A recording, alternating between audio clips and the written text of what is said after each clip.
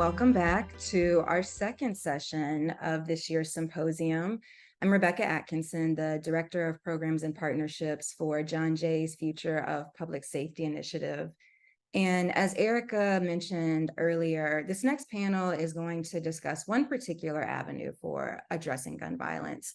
Community-based violence intervention programs. We'll be referring to them as CVIs throughout this conversation. And so the folks that I'm going to be in conversation with are committed to supporting and uplifting these community-driven and community-centered approaches to public safety. So first, I'd like to welcome Erica Atwood, the Deputy Managing Director of Philadelphia's Office of Policy and Strategic Initiatives for Criminal Justice and Public Safety. Next, Daniela Gilbert, who is the Director of Redefining Public Safety at the Vera Institute of Justice. Liz Glazer, the founder of Vital City, a platform that provides a broad range of creative and practical ideas for achieving and maintaining public safety. And finally, Joe Richardson, the Empower Professor of African American Studies, Medical Anthropology, and Epidemiology at the University of Maryland.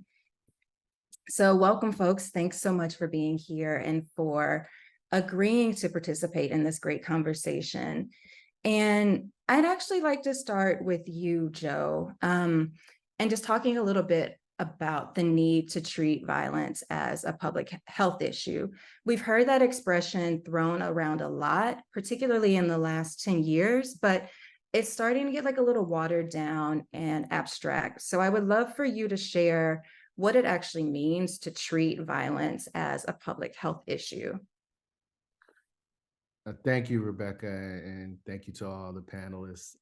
So I would start with the shift away from a public safety approach using law enforcement, which we know historically has not worked in terms of addressing the social determinants, or as my colleague at Johns Hopkins would say, the social influences of health and the upstream root causes of what actually leads to crime and violence. And many of those things cannot be addressed through a law enforcement approach. And in fact, we know that the law enforcement approach has led to the hypersurveillance of Black and brown communities, mass incarceration, as well as police brutality and the violation of the constitutional rights of everyday citizens living in urban America.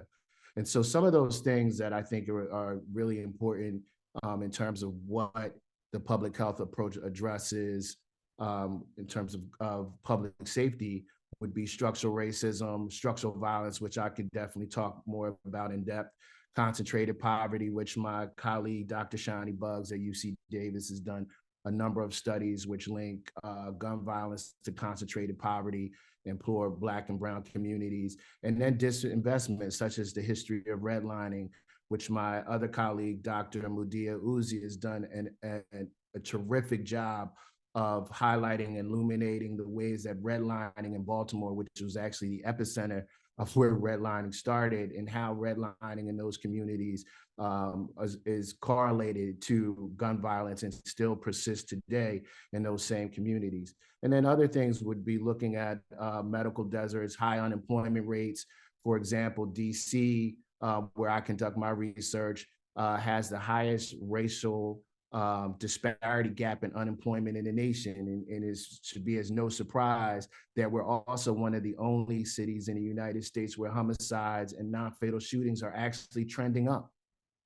So if you take into account our unemployment rates and forms of structural violence that have occurred in DC, where east of the river, where we see most of the homicides and shootings occurring, we also have a life expectancy of 68 years. And if you go northwest in the northwest section of the city, closer to Woodley Park, which is predominantly middle class, white, and affluent, the life expectancy is 89. And that's not just related to gun violence and homicide rates, it's also related to other forms of social murder, which I would like to frame it as.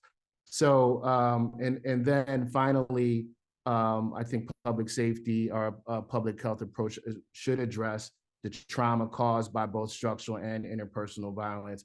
and addressing those communities where trauma has occurred as the result of these forms of insidious forms of violence. And so taking an approach that identifies the problem through research partnerships with communities. And I want to emphasize again, because you mentioned that we've kind of watered down this approach regarding what public health approach means. And I would also include in that conversation what community-based partnerships means, because everyone says it, but not everyone's doing. And I see CPPR mentioned so many times in research studies, but we're not really, how much are we really engaging communities in identifying the problem, engaging in the research design, and also the dissemination of the findings and the presentation and translation of those findings to the broader public. So I would identify that as well.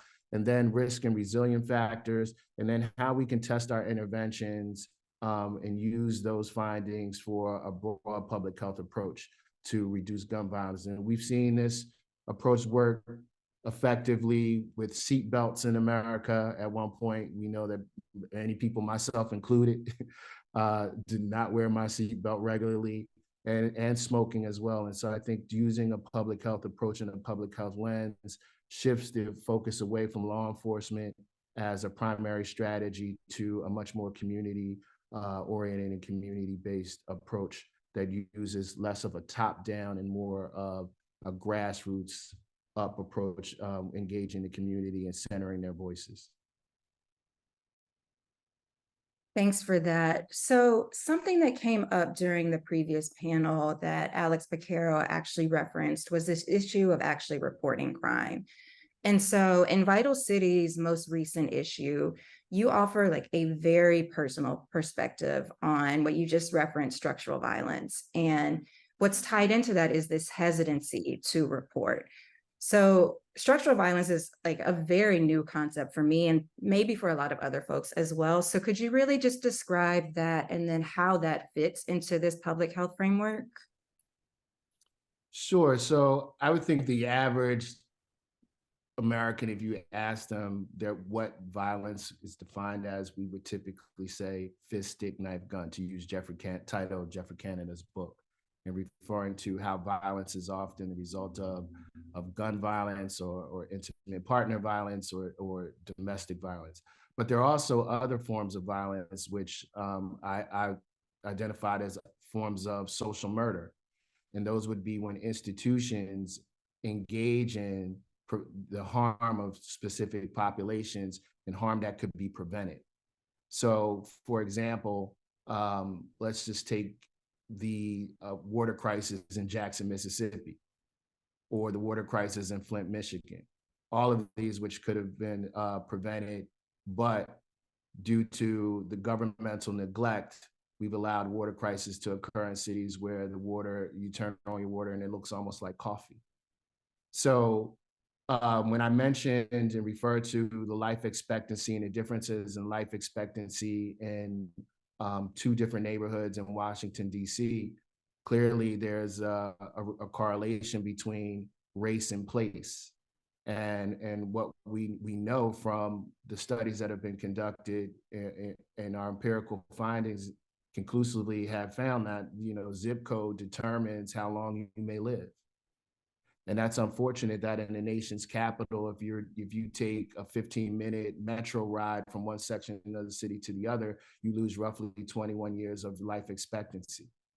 And so that's the same we could find those same correlations in terms of structural violence in my native hometown of Philadelphia, which has the highest poverty rate among the largest US cities in the United States and one of the highest rates of child poverty.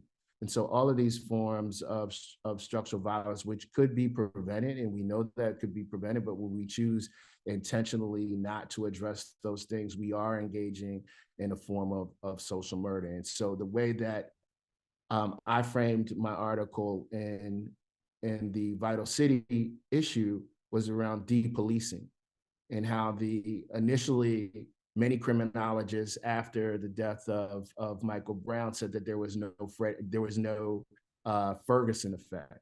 But years later, what we're finding is, and there was a recent article actually just published in Time magazine on the myths of holding back police reform, which outright acknowledged that the Ferguson effect was happening. And I think in the communities where I work, we were hearing that story on the ground very early on from the community before there were studies that were done. And I tend to rely more on what the community's saying than what researchers who are doing fly-in and drive-by research from 30,000 feet have to say about Black and Brown communities in terms of policing.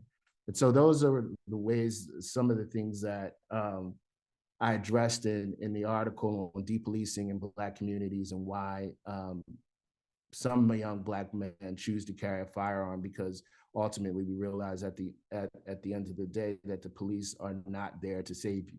And based on the lack of response or the hyper surveillance and over policing of Black and Brown communities, that many people are now relying on using a gun, carrying a gun for their own safety. That's a great point. And so, Daniela, I'd like to turn it over to you now. And so, Vera, through their Redefining Public Safety work, has conducted this national assessment of offices of violence prevention or neighborhood safety that use a community-centered approach. And this is like one attempt to actually like challenge and really address this structural violence that Joe is referencing. So could you share an overview of these community-based intervention ecosystem that these types of offices support? And Liz, I'll probably pull you into to this question as well. Sure. Thanks so much, Rebecca. So I'll first start by describing the programs and components of those ecosystems, and then talk a little bit about the offices, which Liz has led and Erica is leading, and definitely hold space for folks who are doing this work. So community violence intervention programs focus on reducing homicides and shootings by establishing relationships with people at the center of gun violence in communities.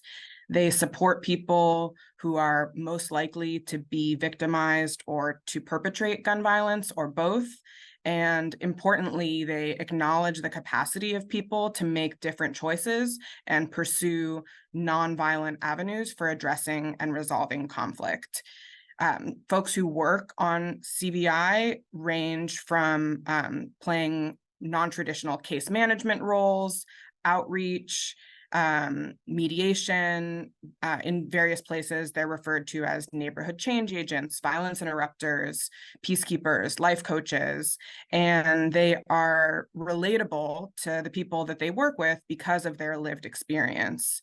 And community violence intervention as a concept overall really acknowledges, what Joe was just saying. Communities experience violence directly, and their perspectives are really essential in creating and implementing solutions.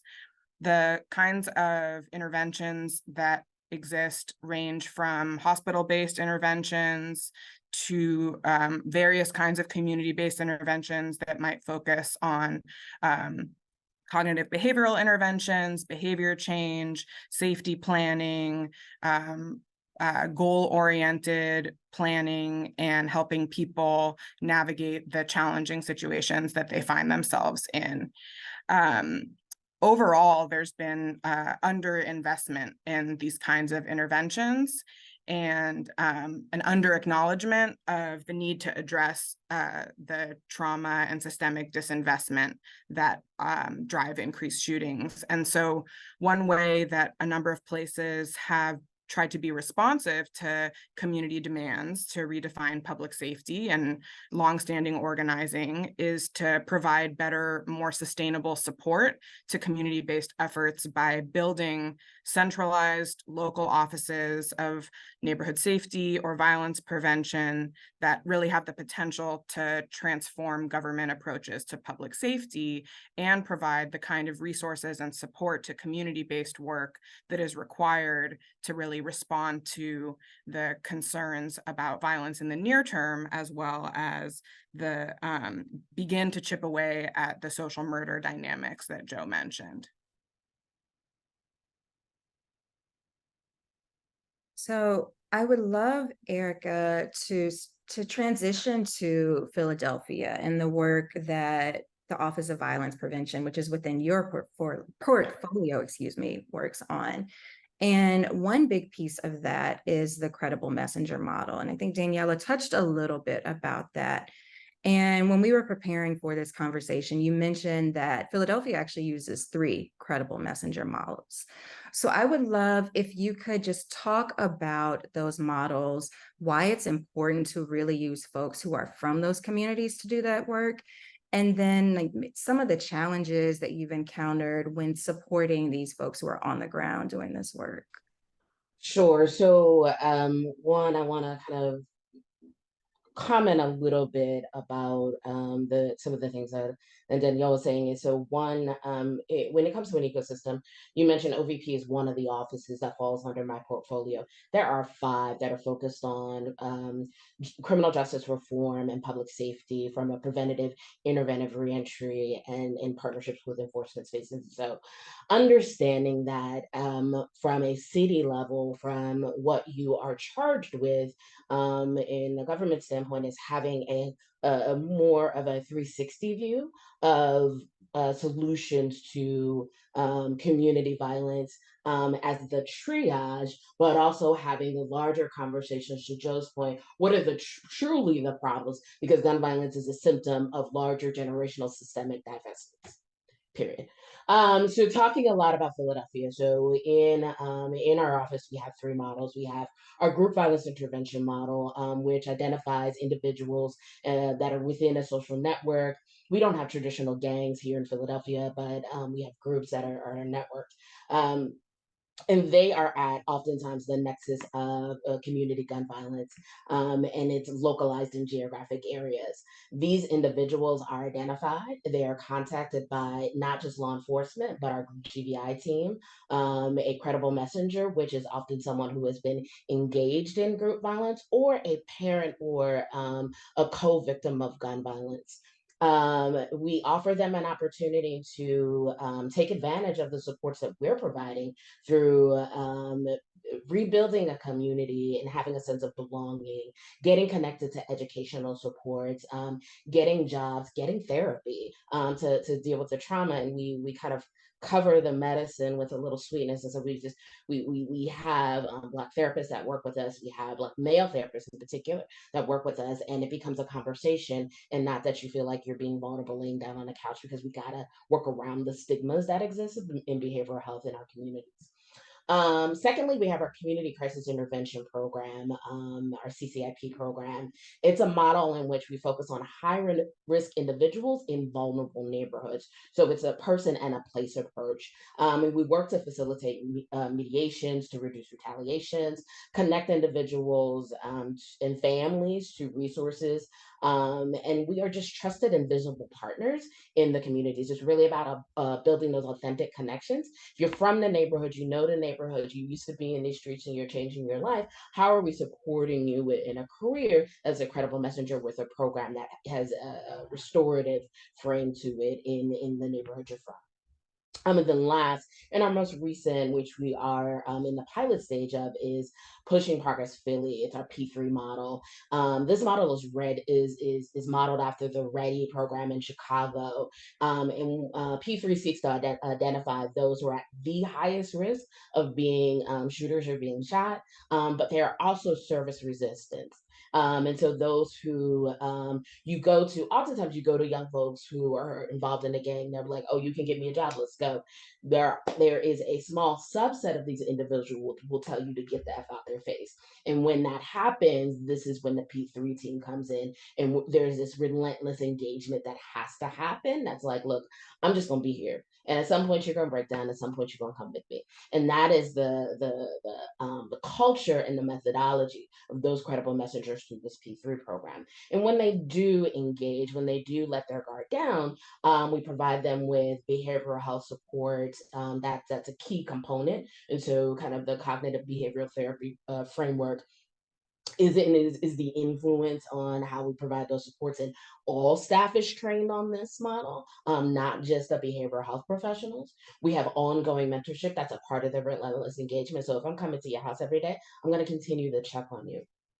And then we connect them with transitional jobs that will hopefully get them to a pathway of being steadily employed, getting family sustaining wages. Now, we in Philadelphia, I believe, in my opinion, have been in the forefront of the credible messenger world for generations since the 80s. When you talk about James Mills and Benny Smalls and the work that they did to establish this, I mean, we have folks that are in city leadership now that have gone through these programs, including our own managing director, my boss, who was connected to these programs when he was growing up as a teenager in North Philadelphia in the 90s. And so we have to think about the impact of these credible messenger programs, what they have in the long term effects, how they get us on young people who, particularly the history of thinking about somebody who's Gen X, who grew up in the height of the crack epidemic, what it looks like to have been put on the right track, to have been guarded from this. And this is what credible messengers can do. This is what they should do. And this is what they've always been doing. The challenges with that is one, how are we valuing that expertise? What are we paying them?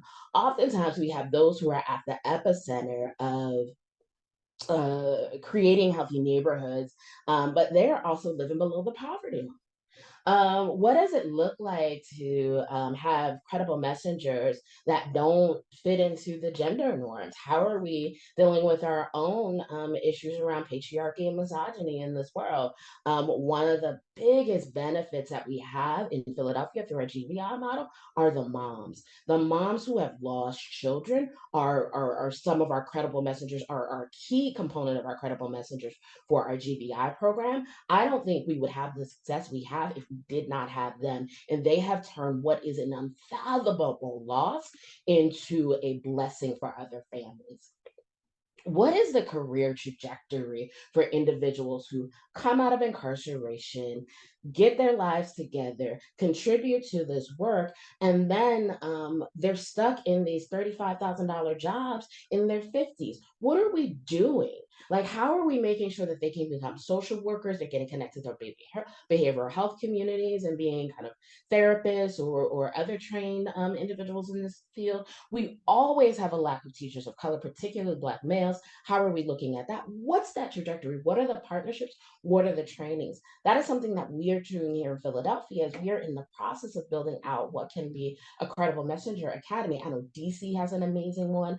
I know Chico Tillman in Chicago is doing this work. And so there's a lot of this happening across the country, but we need to kind of stick our roots here in Philadelphia and continue to do this work. And then the last thing I will say is, what are we doing about the trauma supports? How are we caring for the caregivers of our communities, the ones who are the paladins at the gate and trying to help us? What are we doing with that trauma? I can tell you, most of my team have been, including myself, have been directly impacted by gun violence. I happen to have an amazing therapist, and I am not afraid to go to her on a consistent basis. But what are the supports we are providing to others that is accessible, that works with them, and that understands them in a true way, so they're not spending their 45 minutes explaining the cultural context of what they're experiencing and what they're feeling? And I will also say, and into the secondary trauma, the tertiary trauma in particular, if you have ever heard a mother or a parent wail during the burial of their child, it is not something you ever want to see. That is something you never forget. And how are we giving folks that have experienced this, either firsthand or secondhand, a soft place to land and be careful? Wow. A lot to unpack, but I did want to turn to Liz very quickly to the point that you touched about the support network. So Liz, what did you exactly want to highlight with that comment? Well, first of all, I just want to say what an incredibly powerful and rich description of the work and the challenges from Erica, from Joe. It really, so I did want to sort of chime in on one thing, which I thought maybe connects the three previous speakers, which is we continue to treat these kinds of programs as programs. They're sort of pop-ups. They're nice to haves. They're dependent from year to year on, city council, or they are not embedded deeply into systems. So to Erica's point of what are we doing to have like a career path that supports and honors not just, a place to go, but also acknowledges the mental trauma that, people involved in this work are also exposed to. I think it reflects a bigger problem, which is we continue to view the police as the default safety mechanism. So if you're an elected official, you would be laughed out of the room if crime goes up and you say, hey, let's have more lighting. Let's have more summer youth employment. And I want to get back to what I think is the important role that police play, but that's not the first reaction. And yet when you think about who are first responders, it's actually not police. It's people who live in neighborhoods, families. They are there 24/7. And the response, in the same way that there's not just one cause for gun violence, there's certainly not just one solution, and yet we act as if there's one primary solution. And so we have this incredibly powerful evidence about you turn on the lights and felony crime goes down 36%, random controlled trials. You have summer youth employment. It's not just that violent crime goes down, it's that mortality goes down, and not in a generation right then. So for example, the New York City mayor, differentiates between, well, we have intervention, which we have to do now, and prevention, which we'll do later. But no. Prevention has effects right now.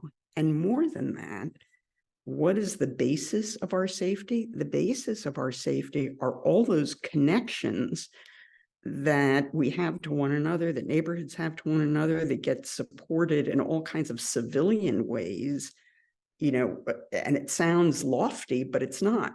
Better education, better housing, et cetera. And the reason why gun violence is the problem is not just the horrendous effects on the people who are shot and the shooters and the families, but because it has an effect on the entire fabric of neighborhood life. There's study after study after study showing that, I'm going to say it just in lay terms, but you're a kid and there's a shooting that happens in your neighborhood, you're not focusing on your math homework on your way to school. And it essentially, reduces your school achievement by, I think the number is something like 2 years.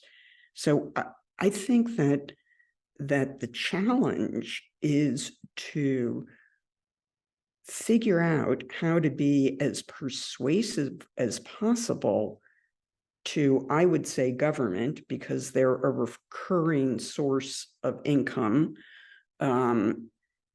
to make the kinds of things that Erica and Joe and Danielle talked about an actual system, of which I would say police and police services are one piece, but just one piece of what should be a civilian network of civilian and civic services overseen by a deputy mayor or whatever who is able to link these things together. Because lighting that the Department of Transportation is in charge of has one effect. Things that you do in school have another effect.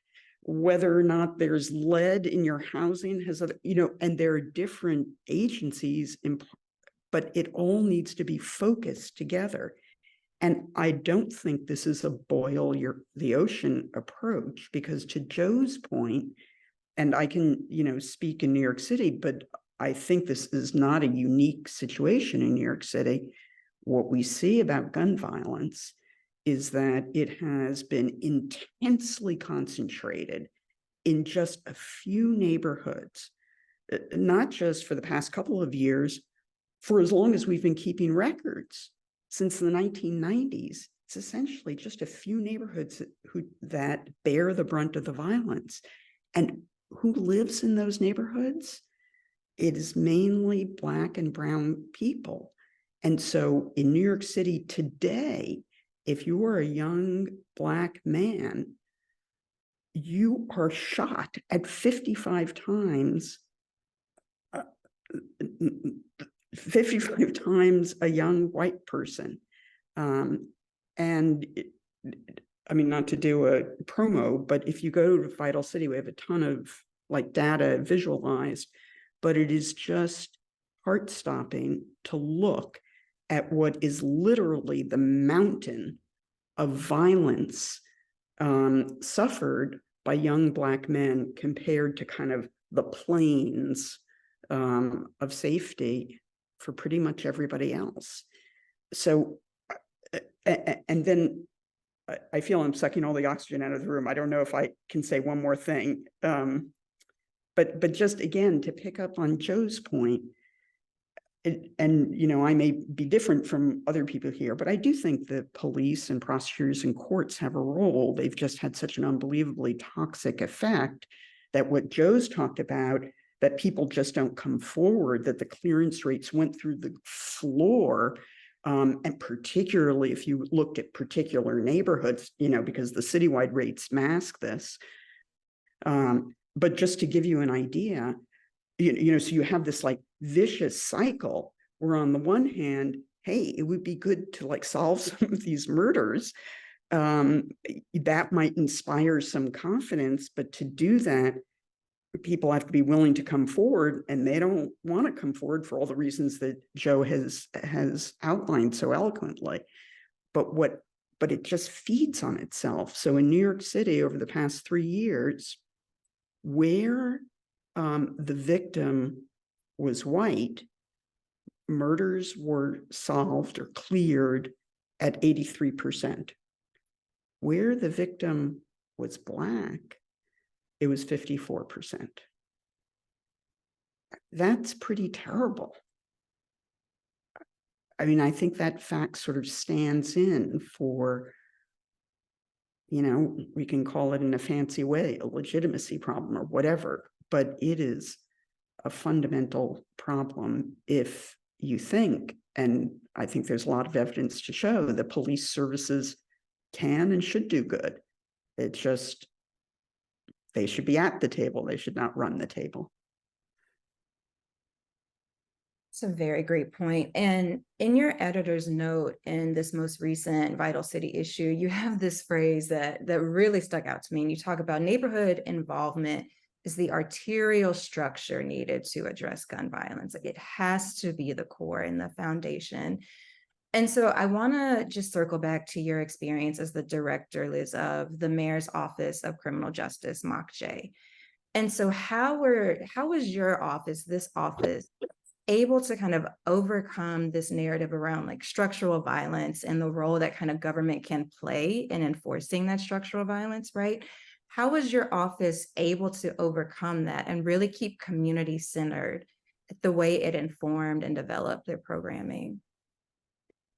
Well, first of all, I'd like to say it wasn't me.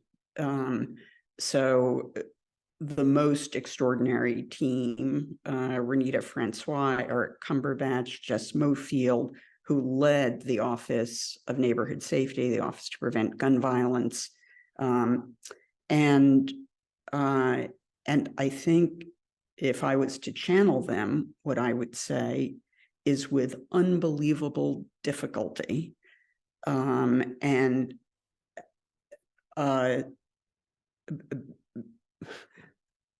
need for authenticity in engagement, a way to be able to persuade people that you're not there just for a second and then you're going to run away, an acknowledgement of the utter fatigue that many residents have with government officials, police officials coming in going, hey, what does safety mean to you? Without actually seeing results on the ground. And so I think, and a lot of really, really hard conversations between police and neighborhood residents. And so I think, one of the things that Renita Francois led and developed, which I think was one of the most effective, partly because it creates an arterial structure, but led by residents, were these neighborhood stats.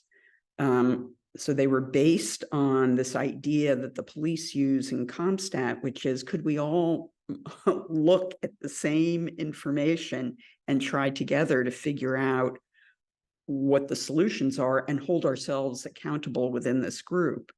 But the group, although it had police at the table, had residents, CBOs, homeless services, sanitation, transportation, a whole array of folks who are all involved in civic life.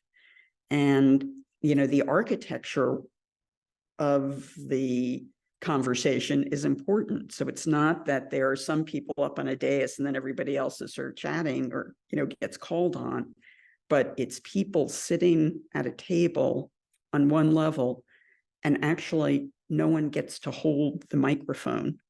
So the microphone is brought around so that you stop this notion of sort of one person or agency filibustering.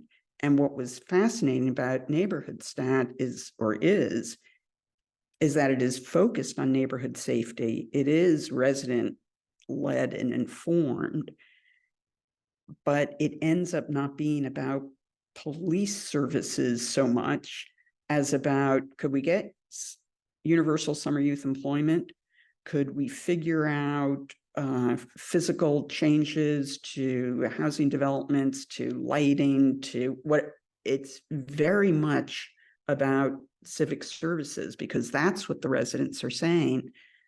This is what will make us not just feel safe, but be safe. Yeah. So Daniela, kind of pulling you back in and going back to this national assessment that you all have done, what are some other examples across the country that are kind of in line with this approach? Yeah, I just wanted to echo the elevation of neighborhood stat. And I think in particular, something Liz pointed out and something that Erica and Joe both embody in their leadership and in their orientation in this field, which is Black people generally and Black women in particular are transforming these public safety systems and it's an uphill battle. They're trying to transform systems that are not designed to develop safety. And so the processes that Liz just described and the multiple offices that are under Erica's leadership were developed by people who understand systemic distrust and understand that systems are required to be part of these solutions. Other places across the country that have integrated community perspectives, not only into the planning of their offices, but in ongoing advisory roles, include Mecklenburg County, North Carolina, where the Office of Violence Prevention is embedded in their health department, St. Paul, Minnesota, where the office emerged out of a nearly 50-person community commission, and places that really take seriously the inclusion and need to be responsive to residents end up being more stable and being able to better weather the storms of political issues that emerge around this highly politicized issue and shift. And so the orientation around inclusion really needs to be sort of as far from a checkbox as possible, and really be the part of the DNA of these kinds of offices, and also really reflects a big shift away from business as usual for how decisions are made about policies and resources. And it's really exciting that a lot of places are learning from each other, and the work that New York led in this regard under Liz's leadership. There are about 50 of these offices across the country, and about half of them have been created since 2020. So this is a rapidly growing field that is so committed to learning from one another, to supporting the professional development of folks.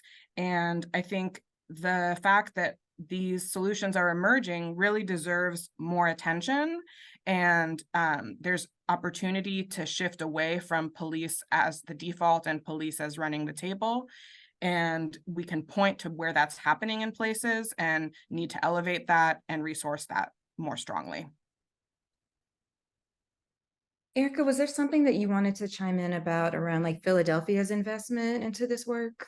Absolutely. And so, again, we've been in this game for a minute, different than a lot of other cities. While our Office of Violence Prevention was established in roughly 2017, 2018, we have been at this work probably since 2010 during the previous mayoral administration, which was I've been a part of both. And so we are now as a city, if you look at, we have an investment report that I can share with you all. We are investing not just in our department and our programs, but probably close to 300 million in our efforts around prevention and intervention. And this is outside of the police's budget. And so this is for specifically programs, grants, and it's making those investments, and cities pushing, and leaders, mayors, city council presidents, city managers pushing in partnership with their state legislature to make these investments so the money can get directly to the program supports and people that need it the most. And that's where you see the sustainability of the work and the growth of that work. Thanks, Joe. As far as like the research around this and measuring outcomes, and I think there's actually a question about this in the chat. Could you just share some more points about like this ecosystem, and then like what the research is saying about these types of strategies? Sure. There are a few points that I want to make before I dive into the research question. I want to make sure that we uplift not only just street outreach CVI, but also hospital violence intervention programs, which we haven't really discussed in this conversation. Daniel Webster and I know some people have been critical of the article we've written, which we didn't find what we expected to find in terms of the overall effectiveness of most HVIPs, but we also realize that randomized controlled trials are not the only approach that we should use when we're evaluating whether HVIPs are successful, and that there are other metrics that we can and should be using. The other piece of the CVI ecosystem, I currently serve as a co-chair with my colleague Kenyatta Hazelwood. We co-chair the violence fatality review for DC. And homicide review should definitely be a vital piece of this conversation, because we make, in our analysis of the decedents in our reviews, I would say the overwhelming majority of our young people who we reviewed and who have died from early violent mortality, we can go directly upstream to issues around adverse childhood experiences, as well as educational neglect and failure, and particularly around issues regarding chronic absenteeism. We see that across the board in terms of young people that we have reviewed in our homicide reviews. So I think that's a critical piece of this conversation in terms of looking upstream and regarding points of intervention. And then the last thing I would say, there definitely research out there that has shown the effectiveness of CVI programs. Daniel Webster's done a study in Baltimore, which has shown that CVI programs that at least have 3 to 5 years entrenched in the communities have shown up to 48% reduction in shootings. We know that Ready has shown a 32% reduction, and now we're seeing some really promising results in terms of our group violence reduction strategy in Baltimore, particularly in the Western, has been so successful that they're now replicating it in other sections of the city. But the important thing is that we also uplift Black and Brown researchers, and my colleague, Dr. Shani Buggs, and I serve as the co-chairs of the Black and Brown Gun Violence Researchers Collective. And we started this organization because we know that the funding which goes to gun violence researchers who are predominantly white, the majority of them get CDC and NIH funding, and at the exclusion of most Black and Brown researchers who are most close and proximate to the problem, because we often come from those communities. And I think that's reflected in the article that I recently published in Vital City, right? These are issues that we're not, immune to because we're Black and Brown. These are our cousins, our uncles, our grandparents, our mothers, our fathers, and our neighbors. So I think we're directly affected by these issues because we live in these communities or are from these communities in many respects. So the need to uplift more Black and Brown researchers who can engage in this kind of research and translate those findings into informing and enhancing better interventions. And the last point I'll make, which Erica touched on, I always just think it's so important in these conversations to acknowledge the CVI pioneers who came before us. And as a native of Philadelphia, I'm very aware of what the impact of Benny Swans had in Philadelphia in terms of CVI work. And those names often go unmentioned in terms of like what CVI worker really means. And we need to pay homage to those people because they are the blueprint for the work that we're doing right now. And their names are often not invoked in these conversations. So thank you. Thanks, Erica. Daniela, as a way to kind of segue and transition us into Q&A, because there's a question in the Q&A about like law enforcement's role within this space and within this work. So, and then Joe just referenced the homicide reviews, which they're doing in DC. So can you talk a little bit more kind of about that bridge, like how we're able to pull in these homicide reviews and really pull in law enforcement? Yeah, thanks so much, Rebecca. So I love that Joe brought up the homicide reviews, and we're also talking about evaluation, and a big part of what you get out of something relates to what you put into it, right? And so law enforcement forever has had a monopoly on the resources invested in data collection and analysis related to public safety. With the increasing attention to a public health approach, I think that lens is widening, but on a municipal level, most offices of neighborhood safety or violence prevention at this point don't have the level of data staffing and analytic capacity. And I think there are a lot of opportunities around how to address that. One is, partnering with other agencies and academic institutions with integrity around true community involvement, like Joe mentioned earlier. And, like Liz mentioned, the neighborhood STAT meetings were grounded in information being shared. So one important thing that law enforcement can do to uplift solutions is share the information that they have so that it can guide work of folks who are oriented around trauma recovery support and healing. And we can move away from the narrative and the control around the public investment in information collection so that it can guide the kinds of interventions that we're talking about. And there can be support around informing where, still limited resources ought to be invested in. Excellent points. Thank you. Dan, I know we have about 9-10 minutes left for Q&A. There were any questions that you wanted to uplift from the chat? Absolutely. Thank you, Rebecca. I would like to kind of expand on a question posed by Tani Gross, who was looking at some academic literature around CVI and was expressing some disappointment about how that thinking can be stuck in the 90s, and looking at community violence interventions as decoration and nothing more. Taney's question is how we change that. And I'd like to kind of expand that question to a larger question about how do we change the culture so that community-based violence prevention models are as embedded in our thinking about crime and violence as law enforcement is. So, I mean, how do we get our Law and Order style TV show on Credible Messengers or on GVI? And much more importantly, what role can journalists and journalism play in centering these interventions in the cultural imagination?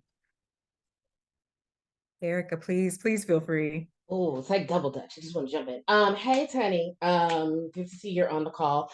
So a couple things. One, we have to make a demand that, and this might be controversial, and I own this. This is Erica speaking, not the city of Philadelphia, that only middle-aged white men can be the experts that can write about this work. One. Two, we have to continue to uplift community members as the experts in this work. And the ecosystems cannot be centered around government in the sustainability of this work. And so I have this whole little chart I made that talks about what an ecosystem should be, and government should be a piece of it. Academia should be a piece of it. Business industry and commerce should be a part of it. Faith and religious institutions need to be a part of it, from all Ibrahimic faiths and more.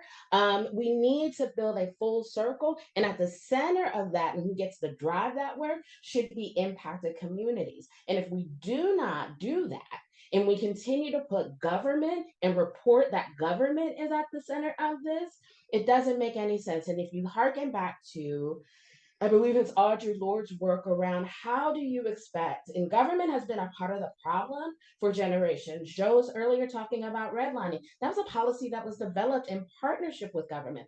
Government has oftentimes been the oppressor of communities. How are we looking to the oppressor to be the resolution and the liberator of communities from these systemic issues? Do we have responsibility? Absolutely. Do we need to put money on the table? More than most do. But we cannot continue on this path and expect that we're going to see some different results, because that is the definition of insanity.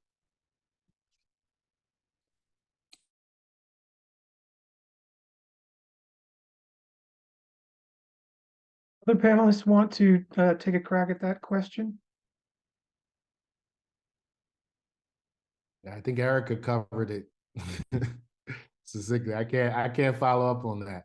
I will say though, you did mention the relationship between journalists and researchers, which is definitely an area which we need to improve how we communicate our research and our findings to journalists. And there have been attempts to create boot camps, bringing together journalists and researchers to engage in ways to translate what we're doing to a broader population.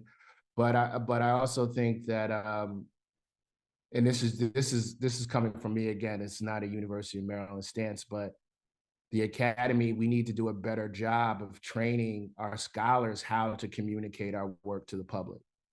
And unfortunately, when we come into the academy, there's so much focus on getting tenure and publishing in peer-reviewed journals that we often forget about the translation of the work that we're doing and why it's so impactful to the communities that we work with. And so I would encourage more discussion between journalists and scholars and researchers, but also I would encourage more training for scholars to communicate our research to a broader audience, as well as to engage in policy work.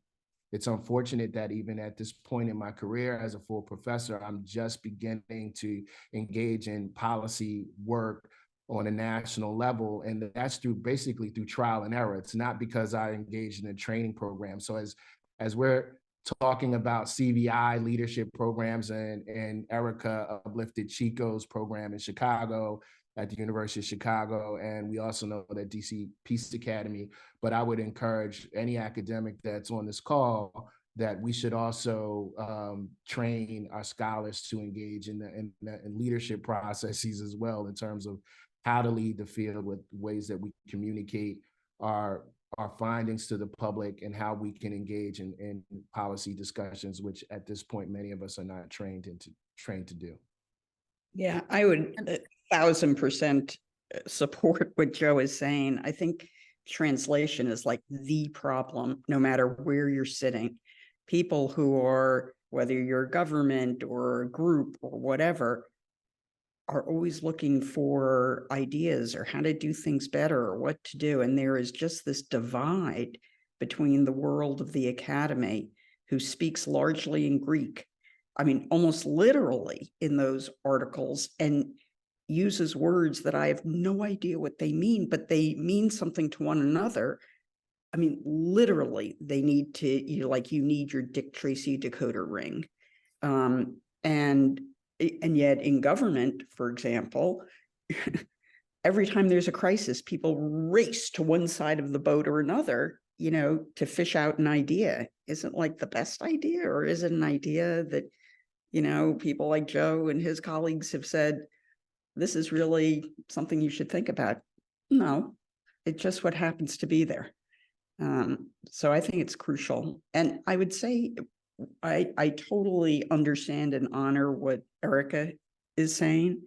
I would just add a friendly amendment. Whenever somebody says that they're going to go, actually, I completely disagree with you, and I'm going to say something different. But I don't. But I think there's a governance problem. And so the question, when you say, it must be community-led and community-centered and like, how does that work? I think figuring out the operations is a big thing. And one of the things about figuring out operations is you need money. Where does the money come from? And that's why I sort of always come back. I understand what you're saying about government has not always been a force for good, but it can be a force for good. It actually exists for the well-being of the people, and it has recurring money. And it is a way to hotwire ideas and money so that things like CVI are not just pop-ups. And I think the other thing I would just say is there are some things you learn hyper locally, but communities are not monoliths. And there are some things that there are a lot of different sources of information. And when you pull back the camera, there are also things that at a citywide level, a particular community may not know, but may be important in order to drive policy. So those are my friendly amendments. I'd like to add something, but I wasn't sure, Erica, if you wanted to as well. Okay, so knitting together something that that everyone just mentioned, I think definitely around the translation work and opportunities for improvement in the way academia conveys research. I think there's also an important acknowledgement around the status quo tough on crime approach not working. And so even without the translation of promising findings and solutions, which really does need to happen and needs to be elevated more, I think assuming that people are satisfied with the status quo and with that returning to status quo approaches will work does not bear out. And so Vera Action, our partner 501c4 organization, did some message testing and polling, and putting 100,000 more police on the ground to improve safety and harsher sentences ranked at the bottom. Working across party lines toward a common goal, increasing access to mental health care, building trust between police and community, making sure public safety determines bail and not wealth, addressing underlying economic conditions. All of those were ranked more important by voters who are interested in solutions to crime. And so I think yes, we need to continue to elevate solutions in a way that people understand, but we also need to not continue to position the status quo as a solution when it has demonstrated that it's ineffective. Great, thank you so much. And one last question. I believe we have time for Erica to comment on a comment contributed by Debbie Allen. who is asking about extending, Erica, your earlier comments and thoughts to encompass Office of Justice Programs funding. It's crucial that we broaden the scope of eligibility criteria, particularly by including community-based organizations. Their inclusion not only diversifies the pool, but also ensures a more holistic approach to addressing the issues at hand.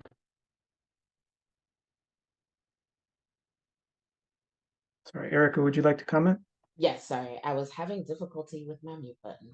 And so what I would like to say to that is, yes, that I think there is a movement to be more inclusionary, kind of on the OJP funding in having folks and diversifying how things are getting invested. But to tie through for what Debbie is saying and what Liz brought up around the governance problem, or is we have to help build scaffolding around organizations and community. And so an example of that is building out community agreements, helping them understand how the complicated inner workings and sausage is made, and giving them an opportunity to engage, and what are the things and policies that we need to keep and those that we need to throw away because they're only there to reduce our liability versus to truly help communities. Also, how are we staying engaged with these organizations, and what are the investments we are making as institutions to shore up these organizations? We have a $20 million grant program. We give money from $100,000 to $1 million to community-based organizations, but we also base an additional $4 million in technical assistance and evaluation that doesn't impact how much money we can give out, because we want to shore up these organizations so they can sustain this work and diversify their funding so they're not totally reliant just on government. So I think we have to, one, figure out what policies need to stay and what need to go. And then two, help community-based organizations understand how we're built, where to start pulling plugs, and then how to also plug in. Thank you so much, Erica. And I just, that is all the questions we have time for. Thank you so much to the audience for your questions. You made this a rich conversation, and we will indeed be following up after the workshop. Any questions that were not answered, we will do our best to follow up on those. We are going to break for lunch, and the webinar starting in an hour at 1:30 is going to address some of those issues of the work government is doing that are raised with the last question and Erica's comments. Rebecca, back to you. No, that's the last point that I wanted to make, is come back after lunch, because we're going to have a great discussion about what government is and can do related to this work. So Erica, Daniela, Joe, Liz, thank you so much for your contributions to this conversation, for being in conversation with us, and for really amplifying this crucial and necessary work that has to happen to tackle this issue.